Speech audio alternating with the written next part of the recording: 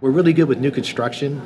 Most new construction appraisers, they just go ahead and give you value as completed and a value as is. But what they don't understand is there's a developmental aspect to that, to where what if the lender takes it back 3 months in, and they've broken ground and started construction, but now they have to take the property back, 3 or 6 months into the process.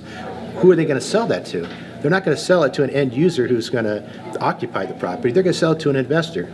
And that investor is going to expect to buy that asset where it's at, to complete it, right? And then to sell it at a profit, because they're not going to hold on to it. So what is that value? That's the value that we need to get to the lender for real as-is value.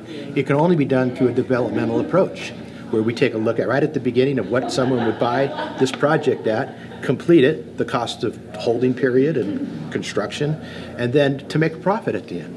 That's the real value of the property, because the lender oftentimes doesn't get to pick when and if he takes the property back. It comes back when it comes back.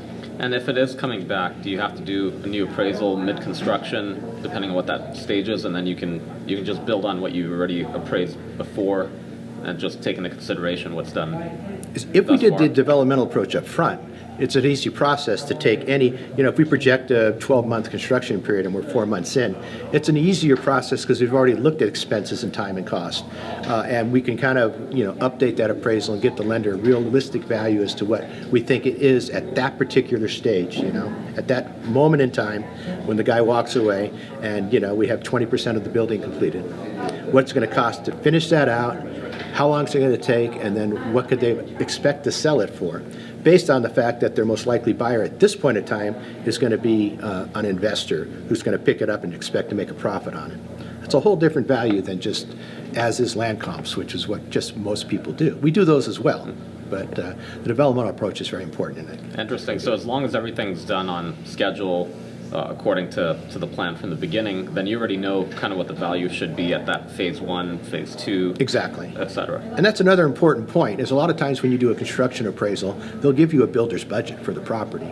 Well, that's all in good, but what if that, most appraisers don't even, they just take that as that's what it's going to cost to build the property. We go into CoreLogic, which is a national building service, used to be called Marshall Swift, it still kind of is, they bought out each other. And we have an account with them where we can go in and we can cost estimate the project based upon national standards, based upon all the locational influences, the finishes of the property, and then, the number of elevators and fire sprinklers. We add all that information and we come up with our own analysis. And then we take our analysis and the builder's analysis and then look at both of them together and say, hey, does this builder's analysis make sense? Oftentimes the builder is a builder, he's doing a lot of projects, and he could build it cheaper than what the lender, if they had to take it back, could build.